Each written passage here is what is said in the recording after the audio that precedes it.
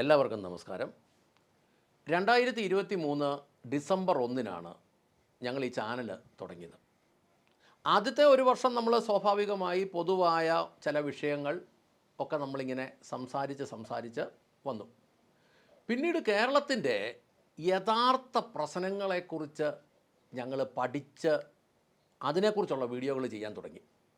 ആദ്യമേ നമ്മൾ ഈ വീഡിയോകൾ ചെയ്യുമ്പോൾ ചില വീഡിയോകൾ കണ്ടു കഴിഞ്ഞപ്പോൾ സമാന ചിന്താഗതിയുള്ള ആളുകൾ നമ്മളുമായിട്ട് ബന്ധപ്പെടുകയും വിവിധങ്ങളായ വിഷയങ്ങൾ അവരുമായിട്ട് ചർച്ച ചെയ്യുകയും പിന്നെ ഞങ്ങൾ ഒരുമിച്ച് വിവിധങ്ങളായ വിഷയങ്ങൾ റിസർച്ച് ചെയ്യാനൊക്കെ തുടങ്ങി. അങ്ങനെ കഴിഞ്ഞ 1.5 വർഷമായിട്ട് സംസ്ഥാനത്തിൻ്റെ നിലവിലുള്ള ഒരുമാതിരിപ്പെട്ട എല്ലാ വിഷയങ്ങളെക്കുറിച്ചും നമ്മൾ റിസർച്ച് ചെയ്ത് പിന്നീട് വളരെ ശാസ്ത്രീയമായ രീതിയിൽ കണക്കുകൾ ചേർത്താണ് നമ്മൾ വീഡിയോകൾ അവതരിപ്പിച്ചത്. അതിനുശേഷം സമാന ചിന്താഗതികളുള്ള ആളുകളുമായി ചേർന്ന് കേരള ജനമിത്ര എന്ന പേരിൽ ഒരു സംഘടന രൂപീകരിച്ചു. ഈ സംഘടനയെ സംബന്ധിച്ച് പറയുമ്പോൾ ഇതിൻ്റെ അകത്ത് ഇതിൻ്റെ ഒരു ഇന്നർ കോർ ഒരു 100ഓളം വിദഗ്ധന്മാരായ ആളുകൾ ഇതിനകത്തുണ്ട്. അവർ ഓരോ മേഖലയിലും റിസർച്ച് ചെയ്ത് കണ്ടെത്തി തരുന്ന കണക്കുകളാണ് നമ്മൾ കൃത്യമായിട്ടും വീഡിയോകളിലൂടെ പറഞ്ഞുകൊണ്ടിരിക്കുന്നത്. ഈ 100 പേരിൽ ഉള്ള ആളുകളിൽ റിട്ടയർഡ് IASകാർ, ഹൈക്കോടതിയിലെയും സുപ്രീം കോടതിയിലെയും വക്കീലന്മാർ, പ്രശസ്തരായ സാമ്പത്തിക ശാസ്ത്രജ്ഞന്മാർ, വിദഗ്ധരായ ഡോക്ടർമാർ, വിവിധ IT കമ്പനികളുടെ ഉടമസ്ഥർ, അതിലെ പ്രഗത്ഭരായ IT വിദഗ്ധന്മാർ, വ്യവസായ പ്രമുഖർ, വിദ്യാഭ്യാസ വിദഗ്ധർ, വിവിധ മേഖലകളിൽ കഴിവ് തെളിയിച്ച വിദഗ്ധർ, പ്രമുഖരായ കർഷകർ, വിവിധ മത നേതാക്കന്മാർ, ഇവരെല്ലാം ഉൾപ്പെട്ടതാണ് കേരള ജനമിത്രയുടെ ഇന്നർ കോർ. ജനമിത്രയുടെ കണ്ടെത്തലുകൾ പ്രകാരം എന്ന് പറഞ്ഞാൽ ഇപ്പോൾ ഞാൻ മുന്നിൽ പറഞ്ഞ ആളുകളുടെ കണ്ടെത്തൽ പ്രകാരം അവർ കണ്ടെത്തുന്ന ഡീറ്റെയിൽസാണ് ഞങ്ങൾ കഴിഞ്ഞ 1.5 വർഷമായിട്ട് വീഡിയോകളായി നിങ്ങളുടെ മുമ്പിൽ എത്തിച്ചുകൊണ്ടിരിക്കുന്നത്. കേരളത്തിൻ്റെ GDP 13 മുതൽ 14 ലക്ഷം കോടി വരെയാണ് ഉള്ളത്. കഴിഞ്ഞ ബഡ്ജറ്റിൻ്റെ സമയത്ത് അന്നത്തെ ധനമന്ത്രിയായിരുന്ന ബാലഗോപാൽ ബഡ്ജറ്റിൽ സമ്മതിച്ച തുക സംസ്ഥാനത്തിൻ്റെ ഒരു വർഷത്തെ വരുമാനം എന്ന് പറയുന്നത് 1.82 ലക്ഷം കോടിയാണ്. നമ്മുടെ ആകെ വരുമാനം അതാണ് ഗവൺമെൻറ്റിൻ്റെ. ഇനി ഗവൺമെൻറ്റിന് ഉദ്യോഗസ്ഥന്മാരെന്ന് പറയുന്ന 6.5 ലക്ഷം ആളുകളാണ്. ഇതുകൂടാതെ LDFകാർ തിരികെ കയറ്റിയത് പിൻവാതിൽ നിയമനത്തിൽ കൂടെ കയറ്റിയ ഒരു 1,83,000 പേരും കൂടെ ഉണ്ട്.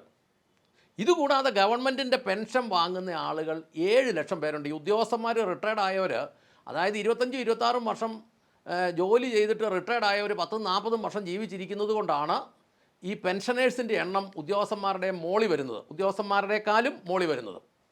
ഇനി ഇതുകൂടാതെ സജീവ രാഷ്ട്രീയക്കാരെന്ന് പറയുന്ന ഒരു ഗവൺമെൻറ്റിൻ്റെ ഫണ്ട് പറ്റുന്ന ആളുകൾ എന്ന് പറയുന്നത് ഏതാണ്ട് 1 ലക്ഷത്തിൽ താഴെയാണ്. അതായത് 140 MLAമാരുണ്ട്. ഇവർ വിവിധ പ്രാവശ്യങ്ങളിൽ വിവിധ തവണകളിൽ MLAമാരായതിൻ്റെ പെൻഷനുകളുണ്ട്. പിന്നെ ഇതുകൂടാതെ 23,000-ലധികം മെമ്പർമാരുണ്ട്. അതായത് കോർപ്പറേഷനിൽ, മുനിസിപ്പാലിറ്റിയിൽ, പഞ്ചായത്തിൽ, ജില്ലാ പഞ്ചായത്തിൽ, ബ്ലോക്ക് പഞ്ചായത്തിലൊക്കെ ഉള്ളവരുണ്ട്.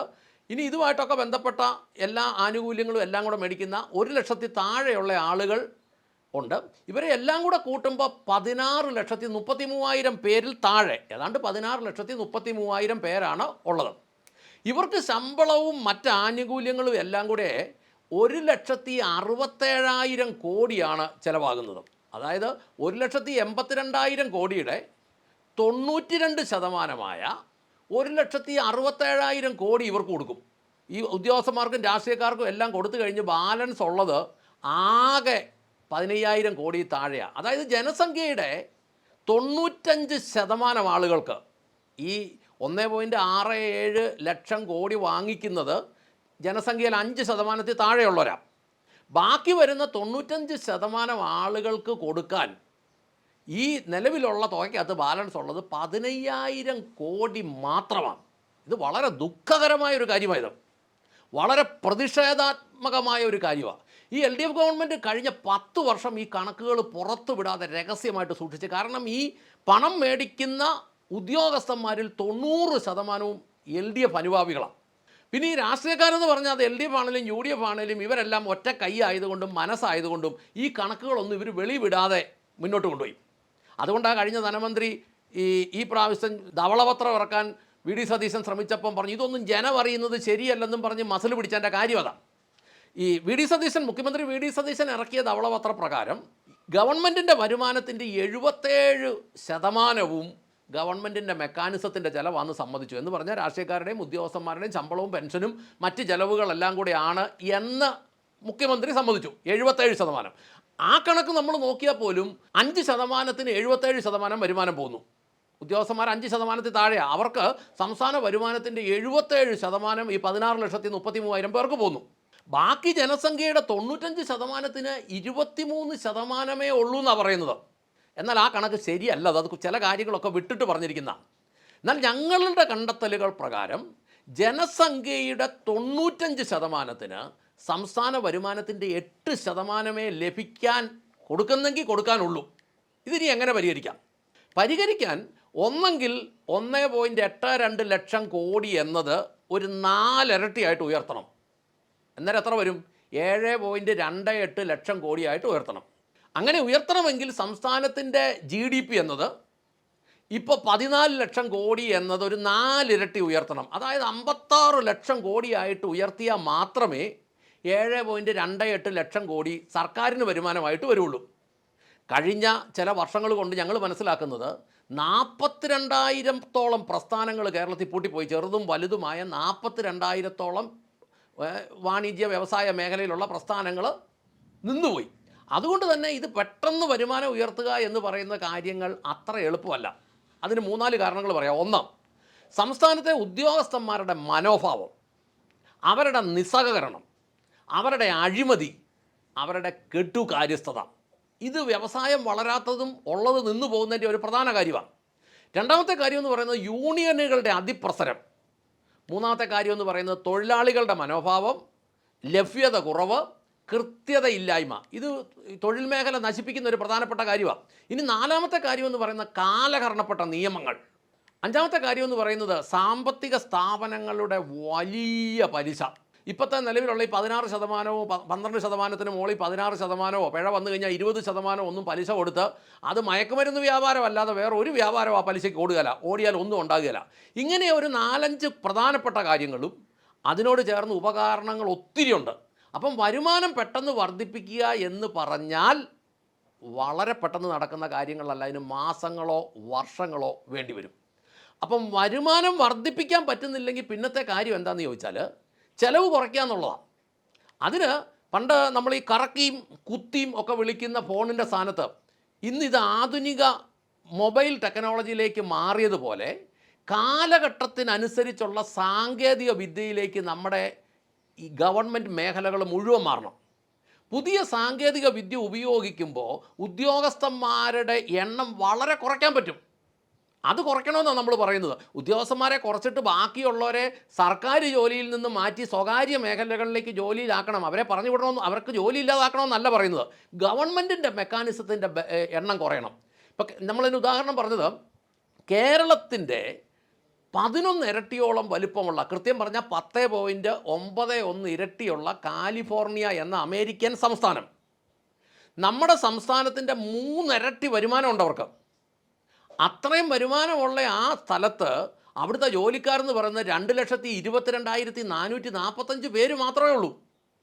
എന്ന് പറഞ്ഞാൽ ആ കണക്കും പ്രകാരം നമ്മുടെ കേരളത്തിലെ ഉദ്യോഗസ്ഥന്മാരെ വേണമെങ്കിൽ 74,150 പേരാക്കി കുറയ്ക്കാം. ഇനി കാലിഫോർണിയയുടെ വലിപ്പം ഉണ്ടല്ലോ 4,39,070 സ്ക്വയർ കിലോമീറ്റർ ഉള്ളപ്പോൾ കേരളത്തിൻ്റെ വലിപ്പം 38,863 സ്ക്വയർ കിലോമീറ്ററേ ഉള്ളൂ. അതുകൊണ്ട് അവിടെ അത് പറ്റുമെങ്കിൽ, നമ്മുടെ ആളുകൾ അവിടെ പോയി അതിനോടൊക്കെ ചേർന്ന് നിൽക്കുന്നെങ്കിൽ നമുക്കിവിടെയും അത് പറ്റും. അതായത് 74,150 ഒന്നും ആക്കിയില്ലെങ്കിലും നിലവിൽ ഇവിടുത്തെ ഉദ്യോഗസ്ഥന്മാരെ 2 ലക്ഷത്തിൽ താഴെ ആക്കാൻ നമുക്ക് കഴിയും. എന്ന് മാത്രമല്ല ജോലി സമയം രാവിലെ 8 മുതൽ വൈകിട്ട് 5 വരെ എന്ന് പറയുന്ന 8 മണിക്കൂർ ഉദ്യോഗസ്ഥന്മാർക്കും ആക്കണം. സംസ്ഥാന വരുമാനത്തിൻ്റെ 25% തുക കൊണ്ട് സംസ്ഥാനത്തെ ഉദ്യോഗസ്ഥന്മാരുടെയും രാഷ്ട്രീയക്കാരുടെയും ശമ്പളവും പെൻഷനും മറ്റ് വരവ് ചെലവുകളെല്ലാം തീരണം. എന്നാൽ മാത്രമേ കേരളത്തിന് ഭാവിയുള്ളെന്നാണ് ഞങ്ങൾ കേരള ജനം ഇത്ര നിരന്തരമായി പൊതുസമൂഹത്തോട് പറയുന്നത്.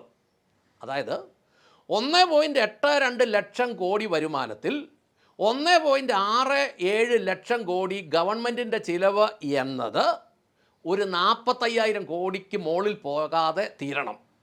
അങ്ങനെയാണെങ്കിൽ ബാക്കി വരുന്ന 75%, അതായത് 1,35,000 കോടി രൂപ വികസന പ്രവർത്തനങ്ങൾക്ക് വിനിയോഗിക്കാം.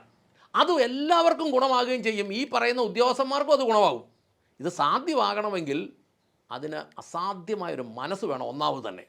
രണ്ടാമത്തെ കാര്യം, ഈ 1.67 ലക്ഷം കോടി കൈപ്പറ്റുന്ന 5% ആളുകളിൽ, അതായത് 16,33,000 ആളുകളിൽ ഒരാൾ പോലും ഇതിന് തയ്യാറാകുകയില്ലെന്നുള്ളതാണ്.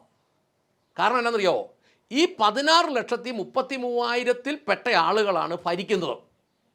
അവർ ഭരിക്കുന്നു, അവരിത് മുഴുവൻ എടുക്കുന്നു, അവർ തിന്നുന്നു, അവർ സുഖിക്കുന്നു. അപ്പോൾ അവരിത് സമ്മതിക്കില്ല. അപ്പം ഞാൻ പൊതുജനത്തിനോട് ചിന്തിക്കുന്നത്, ഈ 3.47 കോടി ഈ ആൾക്കാർ കഴിഞ്ഞിട്ട് ബാക്കിയുള്ള പൊതുജനം ചിന്തിക്കണം. നമ്മൾ പൊതുജനത്തിൻ്റെ ഉത്തരവാദിത്വം എന്ന് പറയുന്ന ഈ ഭരണവർഗത്തെ എടുക്കുക, പിന്നെ ഇവർക്ക് നികുതി കൊടുക്കുക, ഫൈൻ അടയ്ക്കുക, ഫീസുകൾ അടയ്ക്കുക എന്നത് മാത്രമാണോ നമ്മുടെ ലക്ഷ്യം? 5% വേണ്ടി ബാക്കി 95% പണിയെടുക്കുന്നതിനെയാണോ ജനാധിപത്യം എന്ന് പറയുന്നത്? അത് നിങ്ങൾ പറ. എന്താ ചെയ്യേണ്ടത് എന്ന് ചോദിച്ചാൽ, ഇതെല്ലാം പുനർക്രമീകരിക്കണം. എന്ന് പറഞ്ഞാൽ റീസ്ട്രക്ചർ ചെയ്യണം. ഗവൺമെൻറ്റിൻ്റെ മെക്കാനിസം ചെറുതാകണം. 3,60,00,000 ജനത്തിനെ സേവിക്കാൻ 2 ലക്ഷത്തിൽ താഴെയുള്ള ഉദ്യോഗസ്ഥ രാഷ്ട്രീയ വൃന്ദം മതി. ഇനി അതുപോരാ, ഇത്രയും പേരൂടെ കൂടി നിരന്നു നിന്നാലേ നമ്മളെ സേവിക്കാൻ പറ്റുള്ളെന്നുണ്ടെങ്കിൽ ഗവൺമെൻറ് മെക്കാനിസത്തിൻ്റെ ചെലവ് വരുമാനത്തിൻ്റെ 25% കൊണ്ട് തീരത്തക്ക വിധം പുനർക്രമീകരിക്കണം. അതായത് രാഷ്ട്രീയക്കാരുടെയും ഉദ്യോഗസ്ഥന്മാരുടെയും ശമ്പളവും എല്ലാം ഈ 45,000 കോടിക്കകത്ത് തീരത്തക്ക വിധം നിർത്തണം. എന്ന് പറഞ്ഞാൽ പറഞ്ഞു വരുമ്പോൾ ഒറ്റ കാര്യമുള്ളൂ, ശമ്പളം താഴോട്ടങ്ങ് താഴും, പെൻഷൻ താഴോട്ടങ്ങ് താഴും. ഇത് അനുവദിക്കുന്നെങ്കിൽ ഇത്തരം ജോലിക്കാരെ നിർത്താം. 45,000 കോടി കൊണ്ട് വീതിച്ചു കൊടുത്താൽ സംസ്ഥാനത്തെ സർക്കാരിൻ്റെ ശമ്പളം മേടിക്കുന്ന ഉദ്യോഗസ്ഥന്മാർക്കും രാഷ്ട്രീയക്കാർക്കും ശമ്പളവും പെൻഷനും എല്ലാം കൂടെ 45,000 കോടി കൊണ്ട് കൊടുക്കാമെങ്കിൽ അത് നമ്മുടെ സംസ്ഥാനത്തിന് ഗുണമാകും. അല്ലെങ്കിൽ ജോലിക്കാരെ കുറച്ചേ പറ്റുള്ളൂ, ചെലവ് കുറച്ചേ പറ്റുള്ളൂ. വരുമാനത്തിൻ്റെ 25% കൊണ്ട് രാഷ്ട്രീയക്കാരുടെ ഉദ്യോഗസ്ഥക്കാരുടെ ശമ്പളവും പെൻഷനും കൊടുക്കുന്ന കാര്യം നടക്കണമെന്നാണ് ഞങ്ങൾ പറയുന്നത്.